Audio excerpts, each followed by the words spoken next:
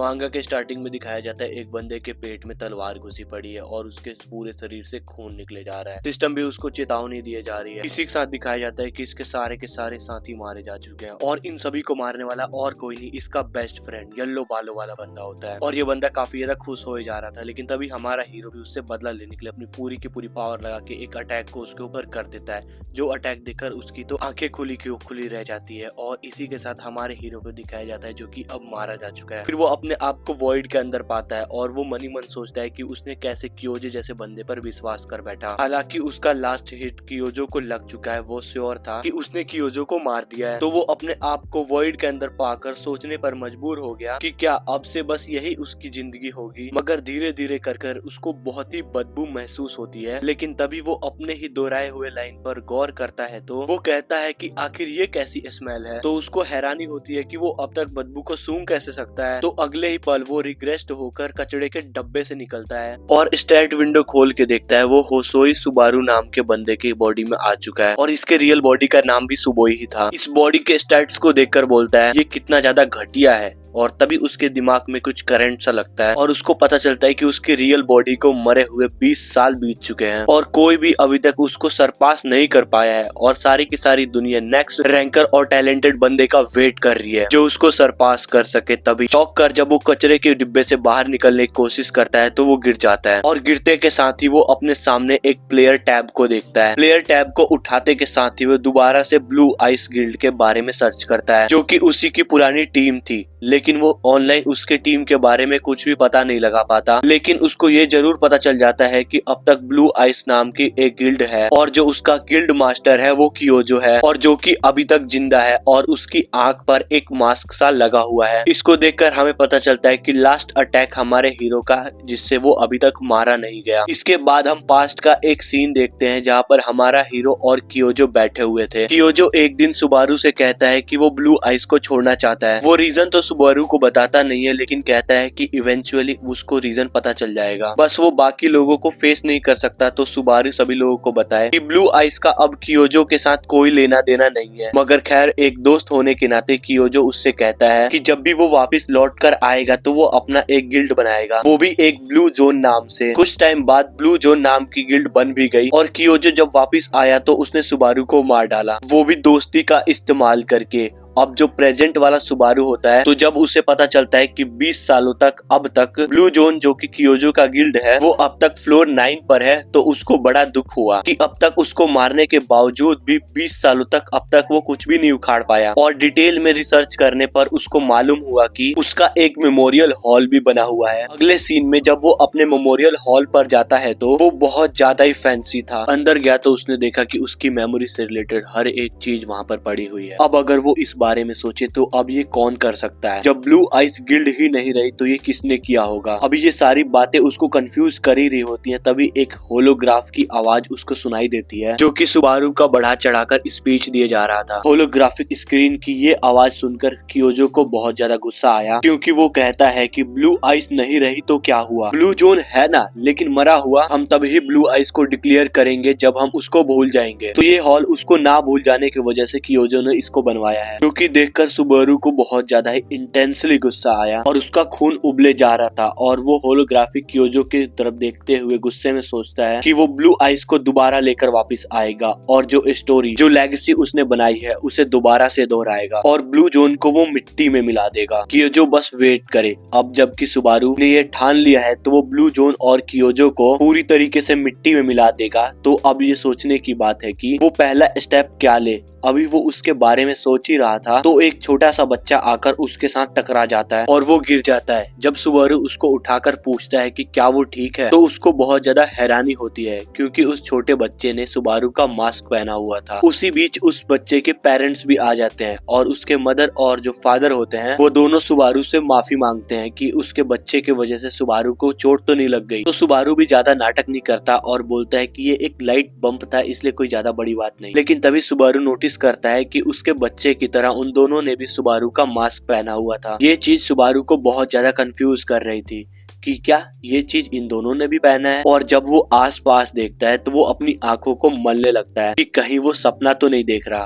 क्योंकि जितने भी आसपास लोग थे तो उन्होंने भी सुबारू का मास्क पहना हुआ था। और सुबारू इस मंजर को देखकर मन ही मन सोचता है कि आखिर ये क्या हो रहा है। वेल, इस सीन को समझने के लिए जब सीन पास्ट में गया, जब कियोजो सुबारू को मार रहा था, तो जाने से पहले कियोजो ने सुबारू से ये जरूर कहा था कि लटके हुए मुंह से उसको कुछ भी नहीं मिलेगा और वो एक विन इन विन सिचुएशन में है। अगर वो मारा भी जाएगा तो वो कुछ मेजोरिटी लोगों के लिए हीरो ही रहेगा, और वो भी हमेशा हमेशा के लिए। तो वो यही लोग हैं जिसके बारे में कियोजो बात कर रहा था। प्रेजेंट का सुबारू कियोजो की अब बात को समझ लेता है कि आखिर वो उस वक्त क्या कहना चाहता था, मगर ये सब कुछ करने के पीछे उसके इंटेंशन क्या है, तो ये सुबारू को अब पता लगाना होगा। तभी प्रेजेंट का सुबारू पास्ट सुबारू के पिक्चर के सामने आ जाता है, और वो अकेला नहीं था, बहुत सारे लोग उसके पिक्चर के सामने खड़े हुए थे। तो किसी ने फूल रखे हुए थे, तो किसी ने कैंडल रखा हुआ था। तो जितना वो अभी के लिए सोच सकता है, तो प्रेजेंट का सुबारू कियोजो के इंटेंशन को लेकर एक बात हमको समझाता है। शायद वो ये सब इसलिए कर रहा है ताकि वो हमेशा के लिए मुझे याद रखकर वो जितनी भी अचीवमेंट ब्लू आइस ने खुद अकेले अचीव करी है, तो वो उनको अपने नाम कर ले। लोग उससे और भी ज्यादा प्यार करने लगेंगे कि वो एक ऐसे हीरो की अब तक याद दिलाने की प्रयास कर रहा है जो कि वाकई में एक लेजेंड था। इसी बीच सुबारू फूलों के बीच में एक फूल को नोटिस करता है जो कि चमक रहा था। उसकी आंखों से पता चलता है कि कुछ ना कुछ उस फूल के साथ रिश्ता नाता है। वो क्राउड को चीरता हुआ अंदर की तरफ भागता है। लोग डिस्टर्ब तो होते हैं, लेकिन उसके एक्शन को देखकर वो पूछने लगते हैं कि आखिर वो क्या करने की कोशिश कर रहा है। तो वो उस मेमोरियल के सामने बैठकर उन फूलों में से उसी फूल को उठाता है, और उस फूल को उठाकर उसको अपने पुरानी टीम के एक मेंबर की याद आती है जिसका नाम आसागिरी शिवो होता है। आसागिरी वो बंदा है जो आइस का इस्तेमाल करता है। तो ये फूल आइस से बना हुआ था, और प्रेजेंट के सुबारू को इस फूल कर उठाकर विश्वास नहीं हो रहा था कि सीयू अब तक जिंदा है। और सीयू वाकई में जिंदा होता है, क्योंकि जब सीन सीयू के ऊपर जाता है तो वो एक बिल्डिंग के टॉप पर ब्लू आइस के एक दूसरे मेंबर के साथ खड़ा हुआ था। सीयू कहता है कि ये बहुत बड़ी लक की बात है कि उन्होंने कियोजो से छिपकर एक और साल सरवाइव किया है। लेकिन उसकी टीम मेंबर, वैसे तो उसका नाम मुझे अभी नहीं पता क्योंकि इन चैप्टर्स में इनका नाम अभी रिवील ही नहीं किया, तो वो सीयू से कहती है कि वो कुछ ज्यादा ही रिलैक्स दिख रहा है, क्योंकि अगर उसको याद ना हो तो वो उसको याद दिलाती है कि कुछ ही दिन पहले वो ब्लू जोन के रेडार में आ जाते और वो पकड़े जाते, तो वो आखिरकार इतना रिलैक्स्ड क्यों है। फिर वो सीयू से कहती है कि आखिर हर साल उसको इस तरीके की खतरा लेने की क्या जरूरत, वो भी एक मेमोरियल पर जाने के लिए। फिर वो कहती है कि क्या हम एक ही समय पर बहुत सारे फूलों को उसी जगह पर रखकर नहीं आ सकते क्या, ताकि वो सुकून और आराम की जिंदगी गुजारे। तो सीयू खुद को रिवील करता हुआ कहता है कि तुम्हें क्या पता, क्योंकि उसका दिल हर बार कहता है कि कहीं ना कहीं सुबारू उसके फूल को जरूर नोटिस करेगा, क्योंकि वो उसका फेवरेट फूल जो था। अब वो लड़की सीयू से पूछती है कि क्या अब भी उसे लगता है कि वो अब भी जिंदा है। तो सीयू कहता है कि आज तक 20 सालों में उसने उसकी बॉडी आज तक नहीं देखी। तो इसकी उसी हंच की वजह से वो लड़की बिल्कुल भी खतरा मोड़ लेना नहीं चाहती, क्योंकि कियोजो हालांकि 20 साल हो चुके हैं लेकिन उनको ढूंढना नहीं छोड़ा, और वो वक्त दूर नहीं है कि सुबारू को ढूंढते ढूंढते वो कियोजो के हाथ लग जाएंगे। उनका सुबारू को ढूंढने से पहले वो कियोजो के हाथ में होंगे, जो कि वो लड़की तो बिल्कुल भी नहीं चाहती। लेकिन उसके एक्सप्रेशन को देखकर लड़की फ्रस्ट्रेट होकर बोली कि तुम कभी भी नहीं सुधरोगे, चलो मैं तुम्हें एक रियलिटी चेक देती हूँ। अगर सुबारू जिंदा होता तो उन सबको 20 सालों तक वेट क्यों कराता, 20 सालों तक उसने अभी तक कोई हिंट क्यों नहीं छोड़ा है। तो सीयू कहता है कि शायद हो सकता है कि वो भी हमारी तरह कियोजो से छिप रहा हो। जिसके बाद शाम का वक्त होता है और हम सुबारू को हाफते हुए देखते हैं। उसको बहुत ज्यादा पसीना आया था, क्योंकि वो भागते भागते एक पुरानी जगह पर आता है और अपने मन ही मन अब तक उससे सीयू के जिंदा रहने की सोच चल रही थी, और वो बार बार दोहराता है कि क्या सच में वो जिंदा है। सीयू जिंदा तो होगा क्योंकि उसने ये फूल छोड़ा है। अगले ही सीन में हम सुबारू यानी कि प्रेजेंट के सुबारू के रूम पर चलते हैं। उसके रूम पर आने के बाद पास्ट का सुबारू बोलता है कि ये बंदा बहुत ज्यादा ही करीब है, इसके पेरेंट्स का कुछ भी अता पता नहीं है, और ये एक ऐसे मकान में रहता है, सिर्फ छत है, खाने को कुछ नहीं, पीने का पानी नहीं, इसलिए ये बंदा कचड़े के डिब्बे में था। मगर इसके अलावा भी जो प्लेयर टैब था तो उसमें ब्लू आइस के बारे में उसने वो सब कुछ पता लगाया जो कि अब तक इन 20 सालों में हुआ है। ब्लू आइस के मेंबर के बारे में भी उसने सर्च करा, मगर जो भी ट्रेंडिंग टॉपिक पर आता था वो सिर्फ ब्लू जोन के लोग और कियोजो ही था। मगर खैर वो फूल को देखकर वो 50% श्योर तो है कि उसकी टीम अभी तक जिंदा होगी, जिसमें से श्योरली सीयू तो जिंदा ही है। बाद में वो अपना सिर पकड़ के सोचता है कि 20 सालों तक वो सब लोग जिंदा थे और बस छिपते हुए ही आ रहे हैं। ये चीज सुबारू को बहुत ज्यादा निराश करती है, मगर उनके छिपने का रीजन भी वैलिड है, क्योंकि रीजन कियोजो ही था। वो कभी भी उन लोगों को पब्लिकली सामने नहीं आने देगा जो कि सच के बारे में जानते हैं और उसको एक्सपोज कर सकते हैं। तो उनका पब्लिकली ना आना इस बात का अंदेशा देता है कि कियोजो उन सभी को अब तक ही ढूंढ रहा है। अगर सुबारू लास्ट टाइम के बारे में सोचे तो उसे ये तो नहीं पता कि बस उस झोंके से सीयू ही जिंदा है, मगर सीयू अब तक सरवाइव किया है तो इसका मतलब बाकी लोग भी जिंदा ही होंगे। बस उनके बारे में कोई भी इंफॉर्मेशन सुबारू के पास नहीं है, लेकिन अभी के लिए वो बिल्कुल भी बेवकूफी तो नहीं करेगा। अपने टीम मेंबर का जिंदा होना ही बहुत बड़ी बात है। बस वो उनको अभी के लिए तो बिल्कुल भी नहीं ढूंढेगा, क्योंकि इस बॉडी में अपने ओल्ड टीममेट को रीच आउट करना ऐसा है जैसे कि एक सुसाइड करना। उसका कवर बहुत ही जल्दी एक्सपोज हो जाएगा और सबसे बड़ी बात, इस बॉडी में पावर बिल्कुल भी नहीं है, तो वो अपने आप को डिफेंड भी नहीं कर पाएगा। हर एक स्टेप सोच समझ के लेना होगा, वरना बहुत बड़ी मुसीबत हो जाएगी। और अब सबसे इम्पोर्टेंट काम है अपनी बॉडी में स्ट्रेंथ को वापस लाना। और इस होसोई सुबारू के बॉडी में होकर इसकी मेमोरी से पता चली है कि 2 दिन के अंदर अंदर प्लेयर क्वालिफिकेशन टेस्ट होगा। बस उस टेस्ट में सुबारू इस उम्मीद को लेकर जाएगा कि अगर उसके टीम मेंबर जिंदा होंगे तो वहां पर वो जरूर आएंगे और इवेंचुअली उसके टीम मेंबर से प्रेजेंट के सुबारू मुलाकात होगी। इसके बाद क्वालिफिकेशन टेस्ट का सीन दिखाया जाता है। हॉल में टेस्ट डायरेक्टर जो था वो हियोजो था और जिस बंदे का उन्होंने अभी अभी टेस्ट लिया है तो उसने बस 2 गॉगलिन को मार कर ही उसकी हवा टाइट हो गई है। हियोगो बहुत ज्यादा ही डिसअपॉइंट हुआ आज की जनरेशन पर और वो बंदा 2 गॉगलिन्स की डेड बॉडी को देखकर ऐसे हाफता है जैसे कि पूरे झुंड को उसने हराया है। हियोगो उस बंदे से कहता है, तुम मरते मरते बचे हो तो अब बताओ मैं क्या करूं? मैं तुम्हारे प्लेयर होने की क्वालिफिकेशन को आगे नहीं बढ़ा सकता, तो क्या तुम नेक्स्ट स्टेज में जाना चाहोगे? वो बंदा हियोगो की बात सुनकर बोलता है, और भी है क्या? तभी उसके सामने एक मैसेज आता है और उसमें बताया जाता है कि अगर वो नेक्स्ट स्टेप को एक्सेप्ट करेगा तो एक और ज़ॉम्बी स्पॉन होगा और वो ये जब तक कर सकता है जब तक कि इसमें हिम्मत हो। मतलब कि नेक्स्ट स्टेज के साथ एक एक ज़ॉम्बी स्पॉन होता जाएगा। जिसको सुनकर वो बंदा बोलता है, बिल्कुल भी नहीं, अभी अभी तो मैं मरते मरते बचा हूँ इन 2 गॉगलिन से लड़ते हुए। वो पागल नहीं है जो दूसरा टेस्ट भी एक्सेप्ट करेगा। तो हियोगो बोलता है कि अब क्या करना है तुम्हारा बच्चे, चलो यहाँ से दफा हो जाओ। और गायब होते हुए वो बंदा बोलता है कि सर टेस्ट तो टेस्ट होता है ना, मैंने पास तो कर दिया। लेकिन हियोगो उसकी एक बात भी नहीं सुनता और निराश होके बोलता है कि बस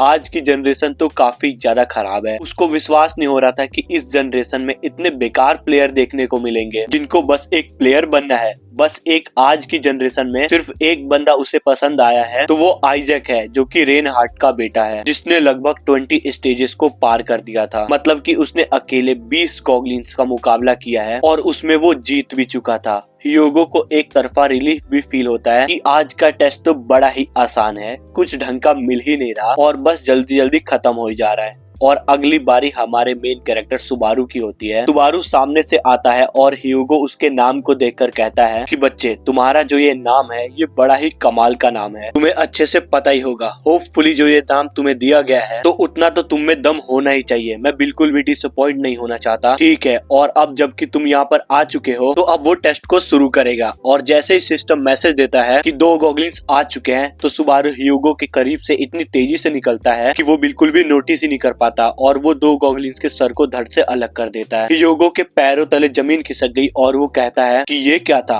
और अब हमें सुबारू से पता चलता है कि 2 दिनों से लगातार इस बॉडी को ट्रेन करते हुए इस ट्यूटोरियल में आया है। बस इस बॉडी की हालत बहुत ज्यादा खराब है, लेकिन इसकी जो एबिलिटी है तो पास्ट का सुबारू उसको ठीक तरीके से यूज नहीं कर पाया। सिस्टम से नोटिफिकेशन आता है कि क्या वो नेक्स्ट लेवल पर जाना चाहता है। तो सुबारू कहता है कि हाँ बिल्कुल, क्यों नहीं, बस वो टाइम को वेस्ट ना करे और बस लगातार गॉगलिन्स को भेजता ही रहे। और अगले पल हियोगो का मुंह खुला का खुला रह जाता है, क्योंकि पूरा एरिना गॉगलिन्स की लाशों से भरा पड़ा था और वो फाइनल लेवल तक पहुंच चुका था। हियोगो को बहुत ज्यादा हैरानी हो रही थी, क्योंकि वो जिस तरीके की स्वॉर्डमैनशिप दिखा रहा है तो ना सिर्फ बस उसकी स्वॉर्डमैनशिप बल्कि उसके एनिमीज के नेक्स्ट स्टेप को प्रिडिक्ट कर लेता है, और वो भी 3 स्टेप आगे। और अगर उसकी स्वॉर्डमैनशिप की बात की जाए तो वो जैसे कि नेक्स्ट लेवल पर हो। ऐसा लगता है जैसे कि पास्ट सुबारू दोबारा जिंदा हो गया हो और अपने करतब दिखा रहा है। और और लास्ट स्टेप के गॉगलिन को हराने के बाद सिस्टम का नोटिफिकेशन आता है कि क्या वो बॉस के साथ लड़ना चाहता है। तो प्रेजेंट का सुबारू कहता है हाँ क्यों नहीं, चलो एक बार ट्राई करते हैं, और एकदम से ही बॉस उस एरिना में आ जाता है। पीछे से ह्यूगो प्रेजेंट के सुबारू से कहता है कि पता है तुम्हारा नाम कमाल का है और तुम भी कमाल के हो, लेकिन तुम अभी तक एक प्लेयर नहीं बने हो, तो तुम एक बॉस को नहीं हरा सकते हो, वो एक अलग ही लीग पर होता है। तभी ह्यूगो कहता है कि वो एक कमाल का प्लेयर है तो वो अपनी वाट खुद क्यों लगवाना चाहता है। मगर देर हो चुकी थी और बॉस सुबारू के सामने खड़ा होता है जो कि एक ऑर्क होता है और उसके हाथ में एक बड़ा एक्स होता है, और उस ऑर्क के सामने सुबारू बिल्कुल एक चींटी की तरह नजर आ रहा था। ये मंजर देखकर कि ये कितना ज्यादा डेविस्टेटिंग हो सकता है, तो ह्यूगो लास्ट टाइम सुबारू से बोला कि अब भी तुम्हारे पास वक्त है, गॉगलिन किंग को हराना एक रेकलेस रेस है जिससे तुम अपनी जान भी खो सकते हो। और उस टकले की बात सेंस भी बना रही थी क्योंकि सुबारू कुछ ज्यादा ही घमंड में आ रहा था। वो चाहे कितना भी अच्छा क्यों ना हो, बस प्योर स्किल गॉगलिन किंग को हराने में मदद नहीं कर सकती, क्योंकि उन दोनों के बीच जो स्टैट्स का गैप है वो बहुत ज्यादा है। अब इन बातों को सुबारू भी रियलाइज करने लगा था। वो अच्छी तरीके से जानता है कि उसके स्टैट्स कितने ज्यादा लो है, इतने ज्यादा लो कि वो गॉगलिन किंग के बॉडी पर स्क्रैच भी नहीं ला सकता, लेकिन फिर भी वो ट्राई करना चाहता है और इनकार करता है कि वो हार नहीं मानेगा। ये कहता हुआ वो अपनी स्वॉर्ड को नीचे गिरा देता है। ह्यूगो तो पीछे की तरफ से पागल हुए जा रहा था। उसकी बात का कुछ अलग ही मतलब ह्यूगो ने निकाल लिया था कि बात से उसके तो तोते ही उड़ गए। इसका मतलब था कि रिट्रीव करना, ना कि अपने स्वॉर्ड को जमीन पर गिराने का। क्या डर से वो सीधा स्ट्रेट सोच नहीं पा रहा क्या? तो अब जाके उसको समझ आया कि जब सुबारू अरीना में आया तो उसको कुछ फीलिंग अनसेटलिंग लग रही थी। उसने सोचा कि सुबारू कुछ ज्यादा ही टैलेंटेड प्लेयर निकलेगा, लेकिन वो अनसेटलिंग फीलिंग जो थी वो इसकी बेवकूफी को लेकर थी कि ये कितना बड़ा बेवकूफ है। और अगले ही पल फाइट स्टार्ट हो जाती है। गॉगलिन किंग सुबारू पर हमला करने के लिए आ जाता है। पहली बार में तो सुबारू रिएक्ट नहीं करता, मगर उसके पीछे भी एक बड़ा रीजन होता है, क्योंकि वो एक पॉइजनस नीडल को उसके थाई पर देकर मारता है, जिससे गॉगलिन किंग रुक जाता है और घबराने लगता है। घबराहट की वजह ये थी कि सुबारू क्या कर रहा है, वो कंफ्यूज था। और जब वो सुबारू को देखता है कि वो उसके छोटे गॉगलिन के वेपन का पॉइजनस नीडल का यूज कर रहा है, वो भी उसके खिलाफ, तो वो बहुत ज्यादा ही सरप्राइज हुआ। सुबारू मुस्कुराता हुआ बोलता है कि क्या हुआ, तुम इतने ज्यादा शॉक क्यों हो गए? और बाद में वो उस गॉगलिन किंग के साथ एक बेट लगाता है कि ये बताओ सबसे पहले क्या होगा, क्या मैं तुम्हें सबसे पहले जमीन पर गिराऊंगा या फिर तुम सबसे पहले मेरा कचुम्बर बना दोगे जब तक मैं तुमको डिफीट करता हूँ। ये कहता हुआ सुबारू सीधा दो निडल सीधा गॉब्लिन किंग के आंखों पर मारता है, जिससे उस गॉब्लिन किंग की चीखें निकल जाती है। वो जोर से चिल्लाया, लेकिन दर्द बहुत ज्यादा था, इतना कि उसका बैलेंस भी बिगड़ने लगा। हालांकि गॉब्लिन किंग को कुछ नजर नहीं आ रहा था, मगर फिर भी वो अपने बड़े से एक्स से सामने की तरफ वार करता है, जहाँ पर उसने सुबारू को लास्ट टाइम देखा था। सुबारू उसके अटैक से बच तो जाता है, मगर उसको ये बात तो समझ आ गया कि अब भी वो उससे बहुत ज्यादा ताकतवर और खतरनाक है। इसलिए वो उसके और गॉब्लिन किंग के बीच में डिस्टेंस को क्रिएट करेगा जब तक कि वो उसकी बॉडी को पॉइजनस नीडल से भर ना दे। और इतनी कमाल की स्किल, अब वो बताता है कि उसने ये स्किल कहाँ से सीखी और किसने सिखाई। हम पास्ट में देखते हैं कि ओरिजिनल सुबारू पास्ट में पेड़ के ऊपर निशाना लगाने की कोशिश कर रहा था, जैसे निंजा वगैरह निंजा स्टार फेंकते हैं, वो भी अपना निशाना पक्का करने के लिए। लेकिन सुबारू को एक दिक्कत हो रही थी, उसका निशाना पक्का तो नहीं था, लेकिन उसके फेंकने की फोर्स बहुत ज्यादा थी। अगर वो निशाने को पक्का कर लेता है तो सुबारू लॉन्ग डिस्टेंस में भी बहुत खतरनाक अपोनेंट बन सकता है। अब बारी आती है सुबारू को निशाना लगाना किसने सिखाया, तो वो और कोई नहीं रेना थी। रेना सुबारू को देखकर बोलती है कि तुम इतने स्ट्रांग हो, लेकिन निशाना लगाना तुम्हारे बस की बात नहीं। मगर खैर, मैं तुमको सिखाती हूँ। सबसे पहले वो निशाना लगाने का फंडामेंटल बताती है। ये मैटर नहीं करता कि तुम क्या होल्ड करते हो, मतलब कि तुमने अपने हाथ में क्या पकड़ा हुआ है जिससे तुम निशाना लगाने वाले हो। क्योंकि अगर तुम फेंकने की तकनीक को सीख लेते हो और ऑब्जेक्ट डिस्क को अपने हाथ में पकड़ा हुआ है, उसका सेंटर ऑफ ग्रेविटी समझ लेते हो, तो चाहे वो ऑब्जेक्ट कुछ भी क्यों ना हो, मगर वो एक थ्रोइंग नाइफ बन जाती है, जो कि वो समझाते हुए एक पेन को फेंकती है और वो सीधा जाके निशाने पर लगती है।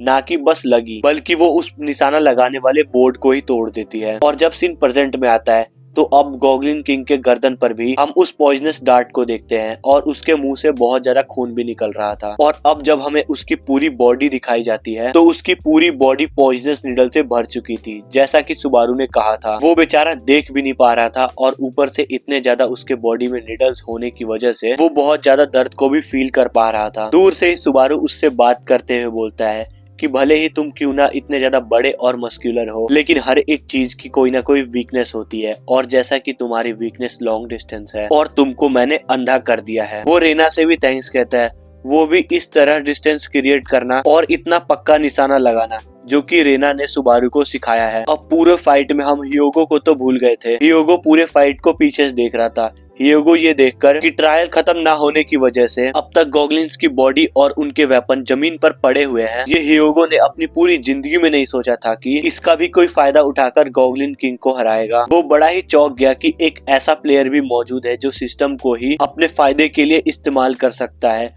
वो सिस्टम जो कि लोगों को मारने से पहले बिल्कुल भी तरस नहीं खाता। वो वेपन जो प्लेयर्स को मारने के लिए सिस्टम ने बनाए हैं वो ही ये बंदा इस्तेमाल कर रहा है। अब अगर हम सुबारू के बारे में सोचें तो वो गॉब्लिन्स को स्वॉर्ड से कट कर रहा था जो कि इतना ज्यादा स्वीटली था जैसे कि वो मक्खन को काट रहा हो। ये एक स्किल से हियोगो उसका इतना बड़ा फैन बन गया कि अब वो टारगेट के वीक पॉइंट को पिन पॉइंट की तरह मार सकता है, वो भी बड़ी दूर से। अगर एक शब्द में वो सुबारू को डिस्क्राइब करे तो सुबारू एक जीनियस है, लेकिन अपने कहे हुए अल्फाज को वो वापस ले लेता है क्योंकि ये वर्ड भी सुबारू को बयान नहीं कर सकता क्योंकि वो कुछ ज्यादा ही टैलेंटेड प्लेयर है। अब दोबारा जब सीन गॉगलिन किंग पर आती है तो उस बेचारे की हालत तो कुछ ज्यादा ही खराब हो चुकी थी। उसका अपना खून ही उसके बॉडी पर सूख गया था, लेकिन सुबारू पर वो एक खरोच भी लेकर नहीं आ पाया। और इतना ज्यादा खून बहाने के बाद और पॉइजन उसकी बॉडी पर ओवरटेक करने के बाद गॉब्लिन किंग अपना दम तोड़कर जमीन पर मुंह के बल गिर जाता है और वक्त को जाया ना करते हुए सुबारू अपने स्वॉर्ड को उठा लेता है। मारने से पहले वो गॉब्लिन किंग से कहता है कि मेरा कोई पर्सनल गरज तो नहीं था तुमसे, और रिस्पॉन्स में गॉब्लिन किंग बस गुर्राता है, बहुत ज्यादा ही बेबस आवाज में गुर्राता है और अगले ही पल वो गॉब्लिन किंग का काम तमाम कर देता है। सिस्टम और टाइम वेस्ट नहीं करता और मैसेज आ जाता है कि उसने गॉब्लिन किंग को हरा दिया है और साथ में नोटिफिकेशन ये भी आता है कि वो ऐसा प्लेयर है जिसने ट्यूटोरियल को कंप्लीट किया है और उसने 50 के 50 लेवल को कंप्लीट कर दिया है। मगर जहां तक सुबारू की बात की जाए वो तो अपना माथा पकड़कर बोला कि ये बस ट्यूटोरियल था,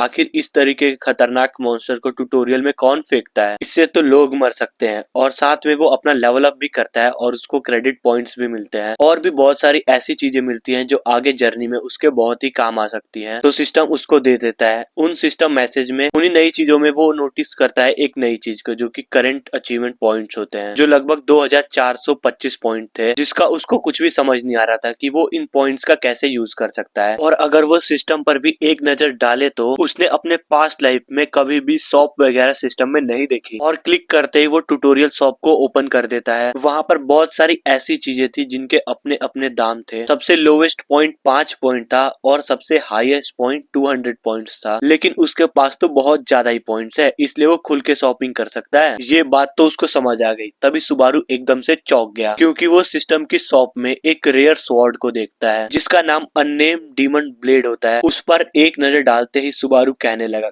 कमाल है भाई, क्या शॉप में इस टाइप के वेपन भी मिलते हैं। सुबारू ने ये कभी भी एक्सपेक्ट नहीं किया था कि सिस्टम के शॉप इस तरीके के खतरनाक वेपन भी सेल कर सकता है। वेपन तो बहुत कमाल का था, लेकिन इसके साथ कुछ डिसएडवांटेजेस भी आती हैं। ये वेपन दरअसल तुम्हारी स्टेमिना को ड्रेन कर सकता है, मगर इस पर तुम लाइटनिंग का इस्तेमाल कर सकते हो जो कि सुबारू का मेन एबिलिटी है। वो अलग बात है कि प्रेजेंट के सुबारू के पास अभी उसकी लाइटनिंग एबिलिटी है नहीं, मगर पास्ट के सुबारू के साथ ये जरूर था। उस डीमन स्वॉर्ड के साथ वो एक होली स्वॉर्ड मिरांडा को भी देखता है। अब उसके पास दो ऐसी चॉइसेस हैं जो कि दोनों उसे चाहिए। होली स्वॉर्ड की तरफ देखकर वो बोलता है कि अगर मुझे कुछ चाहिए तो वो होली स्वॉर्ड ही होगी, लेकिन वो डीमन ब्लेड को भी इग्नोर बिल्कुल भी नहीं कर सकता क्योंकि वो उसके स्टाइल के साथ बिल्कुल अच्छे से कंपैटिबल है, जिसमें सिर्फ तुम ब्रूट फोर्स को ही इस्तेमाल करते हो। और दूसरा सर्वाइवेबिलिटी थी जो कि होली स्वॉर्ड ऑफर करता है, ये भी सुबारू को चाहिए था। अब वो एक ऐसे सिचुएशन में फंस गया है जहाँ पर दोनों उसको चाहिए। कोई भी ऐसी फीलिंग नहीं है जिसमें ये बोल रहा हो कि उसको दूसरे से बढ़कर चाहिए। दोनों के लिए फीलिंग्स बिल्कुल म्यूचुअल थी, इसलिए अब डिसीजन लेना बहुत ज्यादा मुश्किल हो गया था। अगर वो अच्छे से सोचे तो फर्स्ट परचेज सबसे ज्यादा इम्पोर्टेंट होती है, तो उसको कुछ भी करके बहुत केयरफुली अपने लिए एक स्वॉर्ड चूज करना होगा। तभी अचानक से कुछ सिस्टम में होने लगा और सिस्टम खुद ब खुद किसी वजह से अपने आप को बहुत ज्यादा स्क्रॉल अप कर लेता है, जिससे उसको अब ये रियलाइज होता है कि सिस्टम में तुम और भी ज्यादा नीचे स्क्रॉल कर सकते हो। तो स्क्रॉल करते करते उसको एक एबिलिटी मिलती है जो कि एज ऑफ ग्रीड होती है। ये एक ऐसी एबिलिटी थी जो कि पास्ट के सुबारू की पूरी मेमोरी को मिलाकर उसने ऐसा कभी नहीं देखा। अब इस एबिलिटी का ये काम था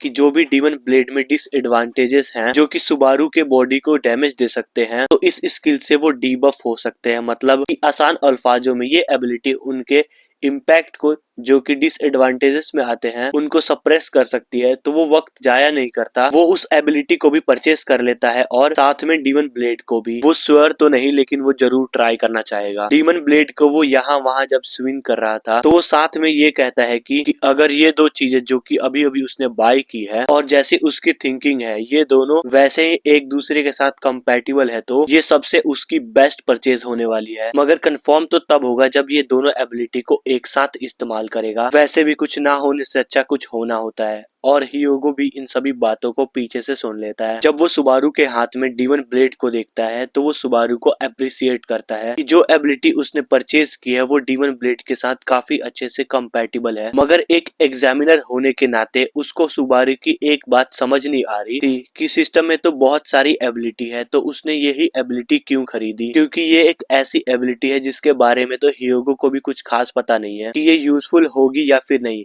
और जब वक्त आएगा तो ये इफेक्ट होगा भी या फिर नहीं। तो सुबारू हियोगो से कहता है तुम खुद को देखो और मुझको, तुम एक एग्जामिनर हो, तुम मुझसे क्यों पूछ रहे हो जिसने अभी अभी इस स्किल को बाय किया है, मैं ये कैसे एक्सप्लेन कर सकता हूँ। और ये बदतमीजी हियोगो से बिल्कुल भी बर्दाश्त नहीं हुई और वो सुपर सैयन बन गया। और हियोगो को सुबारू ने जब गुस्सा होते हुए देखा तो उसकी टोन एकदम से बदल गई। वो अब हियोगो को हियोगो सर बुलाने लगा और वो ये भी बताता है कि अगर वो चाहे तो वो उसको एक्सप्लेन करके भी बता सकता है। इतना पोलाइटली सुबारू का ये फर्स्ट टाइम था जो इतना पोलाइटली बात कर रहा हो किसी से, तो ये पोलाइटनेस उसकी बस की नहीं। हियोगो उसकी बदतमीजी के लिए माफ करता है क्योंकि शायद वो बैटल के वजह से थक गया होगा, तो आज के लिए वो इसको इग्नोर करेगा और वो जानना भी नहीं चाहता कि आखिर सुबारू ने इस एबिलिटी को क्यों चुना।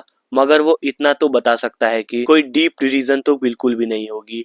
अब हमें सुबारू से एक बात पता चलती है, दरअसल वो ह्यूगो से अपनी पास्ट लाइफ में मिल चुका था जब वो जवान था, और आज के ह्यूगो को देखकर जिसकी हेयर लाइन बिल्कुल ही खत्म हो चुकी है और वो एक एग्जामिनर बन चुका है, तो उसे बहुत ज्यादा ही अच्छा लगता है। पास्ट लाइफ पे ह्यूगो सुबारू के पास आकर बोलता है कि वो उसका बहुत बड़ा फैन है, क्या उसको सुबारू का ऑटोग्राफ मिल सकता है। तो सुबारू रिस्पॉन्स में बोलता है कि उसका कोई भी ऑटोग्राफ नहीं है। तो ह्यूगो बोलता है कि अगर आपके ऑटोग्राफ का कोई सिग्नेचर नहीं है तो आप अपना नाम ही लिख दो। मतलब वो स्ट्रेट बिजनेस करने के लिए ही आया था, जो चीज चाहे भले कुछ भी क्यों ना हो, बस सुबारू ही होना चाहिए। प्रेजेंट का ह्यूगो बहुत ज्यादा बातें करने लगता है, वरना पास्ट का तो बहुत ही शांत था और बहुत ही शर्मीला था, जो देखकर सुबारू बोलता है इसकी हेयर लाइन की तरह वक्त भी बहुत जल्दी बदल जाता है। अच्छा, तो अब सुबारू ह्यूगो को कहता है कि अब मेरे पास कुछ भी समझाने को नहीं है। ह्यूगो बोला कि तुम कुछ भी बोलो, तुम भले कितने ज्यादा ही टैलेंटेड क्यों ना हो, लेकिन तुम बहुत ही बदतमीज लड़के हो और इसके पॉइंट तो मैं तुम्हारे जरूर काटूंगा और ये तुम्हारे रिकॉर्ड में लिखे जाएंगे। और इसके बाद ह्यूगो उसको अपने गिल्ड में आने की ऑफर भी करता है, जिसको सुबारू सीधा इनकार करता है और ह्यूगो बताता है कि ये उसके लिए बहुत बड़ी अपॉर्चुनिटी है, क्योंकि एक एग्जामिनर किसी भी बंदे को गिल्ड में आने का ऑफर ऐसे वैसे किसी को भी नहीं देते। तभी ह्यूगो की बातों के बीच में सिस्टम नोटिफिकेशन देता है फ्लोर 2 का, और ह्यूगो की बातों के खत्म होने से पहले सुबारू एक्सेप्ट कर लेता है और वो फ्लोर 2 पर चला जाता है। और ह्यूगो ये देखकर कि उसने सुबारू को कुछ ज्यादा ही ओवर एस्टिमेट कर दिया है, तो उसको बहुत ही डिसअपॉइंटमेंट होती है कि वो इतने अच्छे प्लेयर को गिल्ड में आने के लिए राजी नहीं कर पाया। अगला सीन फ्लोर 2 का होता है, जो कि फ्लोर से ज्यादा बाजार लग रहा था, और ये है टावर का स्टार्टिंग ग्राउंड। स्टार्टिंग ग्राउंड को बहुत सालों बाद देखकर सुबारू कहता है कि उसको जिंदगी ने एक ऐसा मौका दिया है जो कि कोई और इसको पा नहीं सकता। वो दोबारा दौड़ेगा और अपने ताकत के साथ साथ इस बार वो अपने दिमाग का भी यूज करेगा, वो भी उन टीममेट्स के लिए जो शायद उसका इंतजार कर रहे होंगे। और वो इसलिए भी स्मार्टली डिसीजन लेगा क्योंकि उसके कंधों पर रिवेंज का बहुत बड़ा बोझ है, जो कि किसी भी हालत में लेना ही लेना है। फ्लोर 2 पर आते ही सुबारू बिल्कुल भी टाइम वेस्ट नहीं करता और वो सोलो प्राइवेट ट्रेनिंग ग्राउंड पर आ जाता है। अब भला ये क्या चीज है,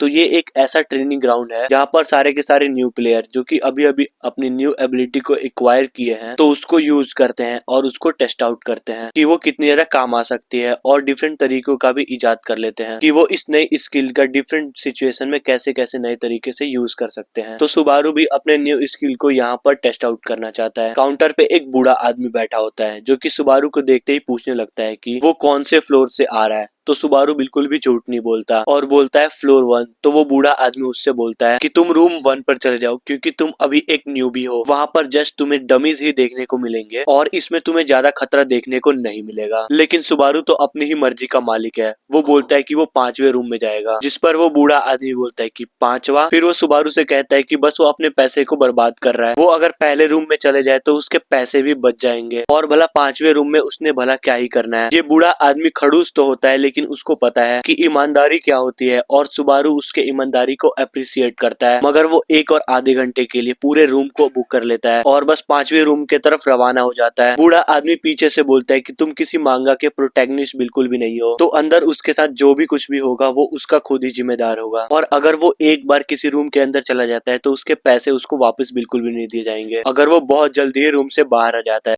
लेकिन हमारा हीरो उसकी एक भी बात को नहीं सुनता और बस आगे की तरफ रवाना हो जाता है। अब इन रूम का भी एक लॉजिक होता है, जितना ही रूम का लेवल ऊपर होता है उतने ही यहाँ पर हार्ड हार्ड चीजें आएंगी, अलग अलग एनिमीज आएंगे और बहुत ज्यादा हार्ड हो सकता है लेवल कंप्लीट करने में। और ये बूढ़ा आदमी इसकी ये थिंकिंग समझ सकता है क्योंकि इसके गियर को देखकर कोई भी ये पता लगा सकता है कि वो रूकी प्लेयर है, तो इसलिए वो चिंतित तो होंगे ही। अब आखिरकार वो 5th रूम पर आ जाता है। आते ही वो वक्त को जाया नहीं करता और बोलता है कि चलो अब शुरू करते हैं और वो डीमन ब्लेड को बाहर निकालता है और डीमन ब्लेड को छूते ही वो ब्लेड उसको वेरीफाई कर रही थी। और मुझे पता है तुम्हें ये सीरीज काफी ज्यादा पसंद आ रही है और तुम चाहते हो इस सीरीज को कंटिन्यू करूँ, तो कमेंट में नेक्स्ट पार्ट लिखना मत भूलना और इस चैनल को सब्सक्राइब कर लो यार, ये चैनल अच्छा है।